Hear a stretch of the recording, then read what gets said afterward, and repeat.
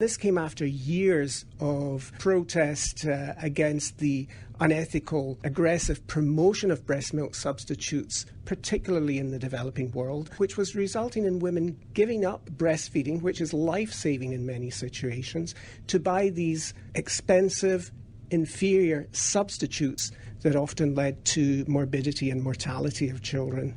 So what does the code say? This code calls on governments to adopt legislation at the national level to prohibit all forms of promotion of breast milk substitutes, feeding bottles, and teats.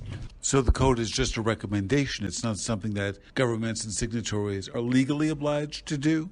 We would argue that governments do have to do it because that is an obligation that every country except one in the world has undertaken by ratifying the Convention on the Rights of the Child. So we actually see it as a legal obligation.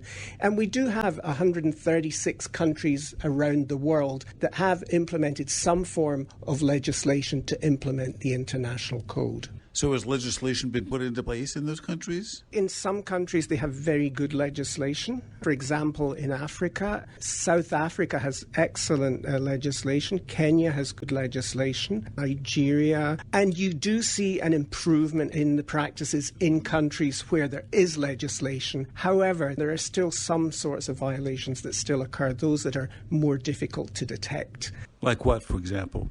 Perhaps the subtle promotion through the healthcare system, the conflicts of interest that occur when, for example, the formula companies are sponsoring the medical associations, etc., which tends to lead them to look more favourably on formula.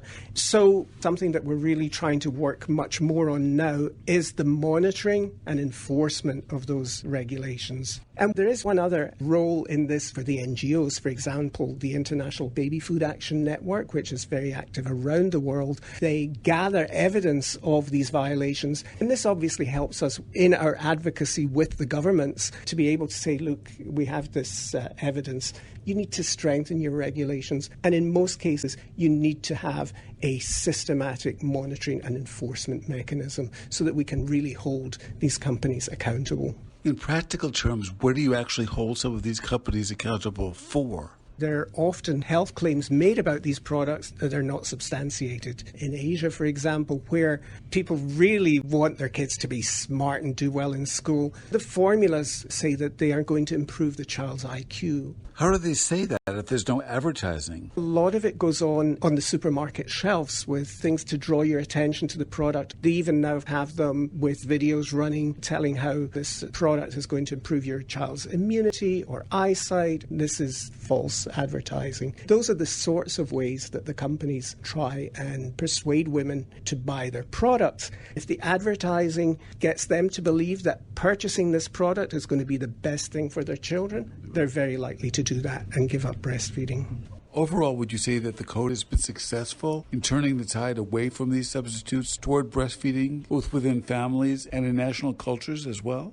The code is only one part. We also need to make sure that they get the support that they need, for example, in hospital, keeping the baby and the mother together so that she can breastfeed when the baby needs to be breastfed. And when she returns to work, she needs to be able to either breastfeed her baby at work or express her breast milk so that she can continue. So there's a whole series of things that need to be in place to provide an environment that lets a mother make an informed decision, and then to be in an environment that enables her to carry out that decision to breastfeed her baby.